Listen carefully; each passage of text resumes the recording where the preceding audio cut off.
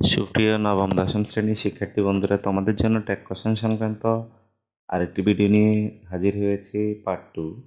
এই ভিডিওতে আমরা দেখব বিভিন্ন রুলস কিভাবে ট্যাগ কোশ্চেনে প্রয়োগ করতে হয়, এর ব্যবহার এবং এই রুলগুলোর ব্যবহার আমরা ভালোভাবে জেনে এগুলো প্র্যাকটিস করব।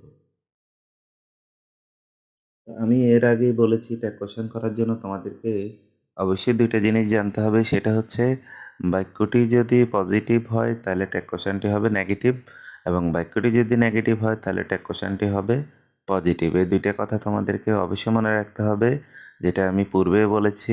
এছাড়া আরেকটি কথা বলেছি, রুল 2, সেটি হচ্ছে যে সকল বাক্যে no, not, never, nothing, little, few, scarcely, hardly, seldom, nobody, no one, none, neither, nor এগুলো থাকলে ওই বাক্যে আর নট দিতে হবে না।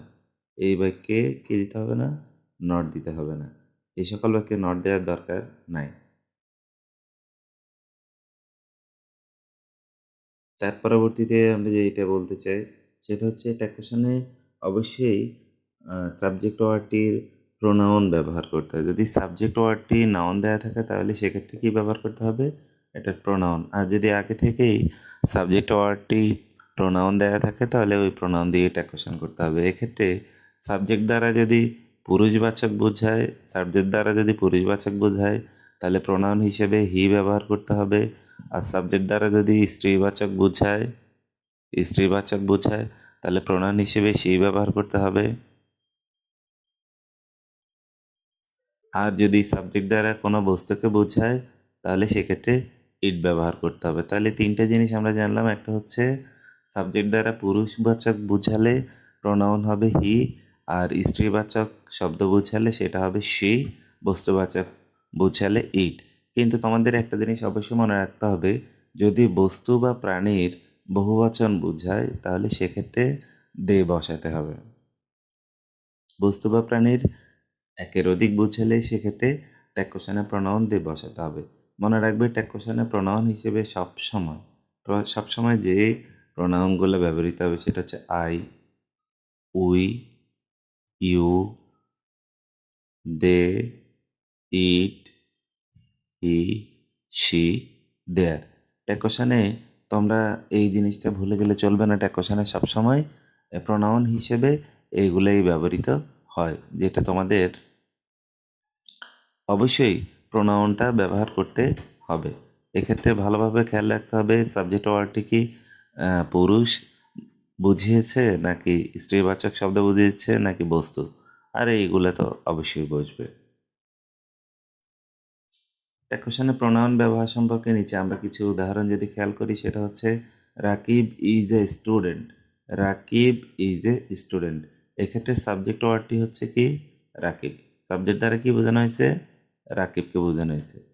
সাবজেক্ট দ্বারা যেহেতু রাকিবকে বোঝানো হয়েছে, আমরা যদি খেয়াল করি সাবজেক্ট দ্বারা যেহেতু রাকিবকে বোঝানো হয়েছে, রাকিব হচ্ছে পুরুষ।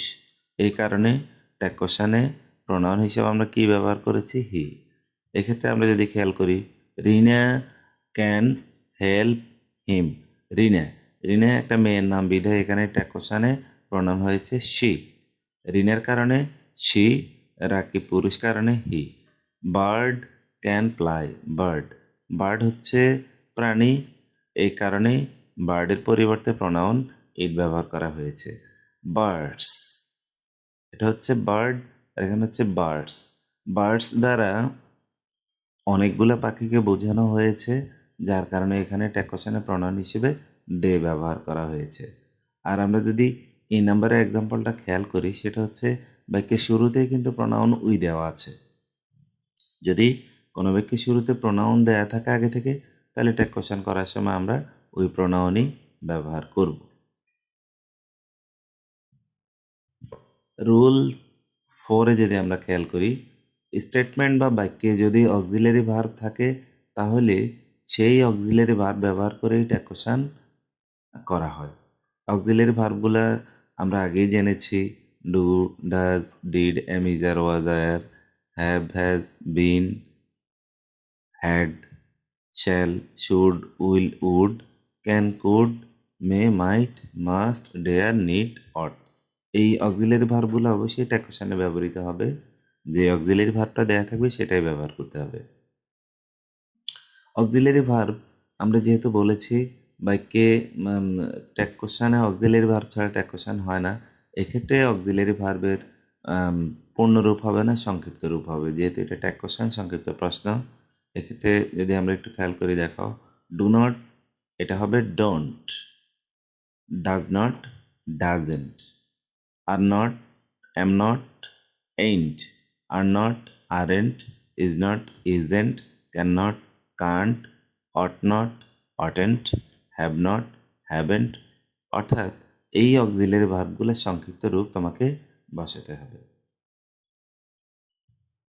অক্সিলারি ভার্বের ব্যবহার আমরা একটু দেখি। He is an honest man, he is an honest man, এখানে অক্সিলারি ভার্ব ইজ দেওয়া আছে, এই কারণে ট্যাগ কোশ্চেনে আমরা ইজ ব্যবহার করেছি, ইজেন্ট হি। এই বাক্যে প্রোনাউন হি দেওয়া আছে বিধায় ট্যাগ কোশ্চেন করার সময় হি ব্যবহৃত হয়েছে। তারপর book, book is our best friend, book is auxiliary verb দেওয়া আছে বিধায় আমরা এখানে আনসার লেখার ক্ষেত্রে ইজেন্ট ইট ব্যবহার করেছি। দে আর এখানে অক্সিলারি ভার্ব আর দেওয়া আছে, দেখো এই ট্যাগ কোশ্চেনটি করার ক্ষেত্রে আমরা আর এন্ড দিয়ে ব্যবহার করেছি। ডি নাম্বারে যদি খেয়াল করি, she is very beautiful, isn't she, যেহেতু অক্সিলারি ভার্ব আগে থেকে ইজ দেওয়া আছে, ইজ ব্যবহার করেছি। তারপর we are Bangladeshi, we are Bangladeshi, এক্ষেত্রে আর অক্সিলারি ভার্বটি দেওয়া আছে বিদায় এটা আরেন্ট উই হবে আনসারটি। অক্সিলারি ভার্বের যদি আরও ব্যবহার খেয়াল করি, এক্ষেত্রে আমরা একটা জিনিস মনে রাখবো, যদি প্রশ্নে আগে থেকে অক্সিলারি ভার্ব দেওয়া না থাকে তাহলে সেক্ষেত্রে অক্সিলারি ভার্ব বসানোর একটা কৌশল আছে। সেই কৌশলটা আমি তোমাদেরকে বলবো, তোমরা মনে রাখলে অবশ্যই তোমাদের আর এই সংক্রান্ত জটিলতার সৃষ্টি হবে না। যেমন সাবজেক্টের পরে যেই ভার্বটি থাকে, মূল ভার্ব যদি থাকে, অক্সিলারি ভার্ব দেয়া না থাকে, এক্ষেত্রে ভার্বের প্রেজেন্ট ফর্ম হলে আমরা অক্সিলারি ভার্ব হিসেবে ডু নট বা ডাজ নট ব্যবহার করি। তো কৌশলটি হচ্ছে, যদি এটা মূল ভার্বের শেষে এস থাকে বা ইয়েস থাকে, এক্ষেত্রে আমরা ডাজ ব্যবহার করব।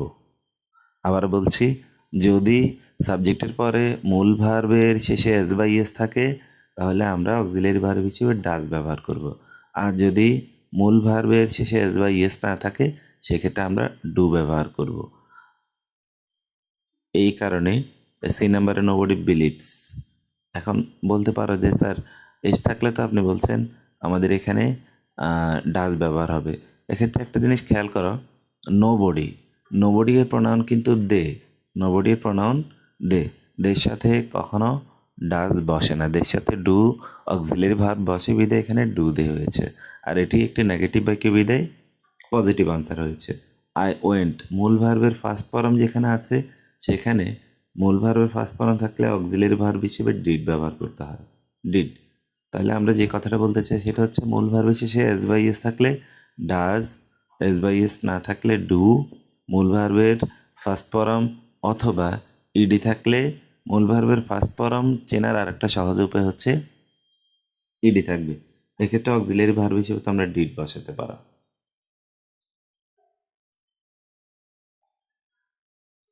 নিচের কিছু উদাহরণ দিলাম, তোমরা এই কাজগুলা, উপরের রুলগুলা, আগের আলোচিত রুলগুলা প্রয়োগ করে এই এক্সাম্পলগুলো করবে। আমার পরবর্তী ভিডিওতে আমি এগুলার উত্তর দেব, তোমরা সেখানে মিলিয়ে দেখবে এগুলো বাড়ির কাজ।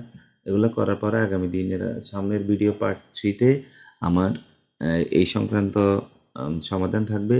আর আমি আশা করব তোমরা আমার চ্যানেলটি সাবস্ক্রাইব করে সহযোগিতা করবে আমার পরবর্তী ভিডিওগুলো দেখার জন্য, এবং চ্যানেলটিকে সাবস্ক্রাইব করে অন্যদের মাঝে শেয়ার করে দেবে এবং আমার ভিডিওটি লাইক কমেন্ট করবে অবশ্যই। ধন্যবাদ।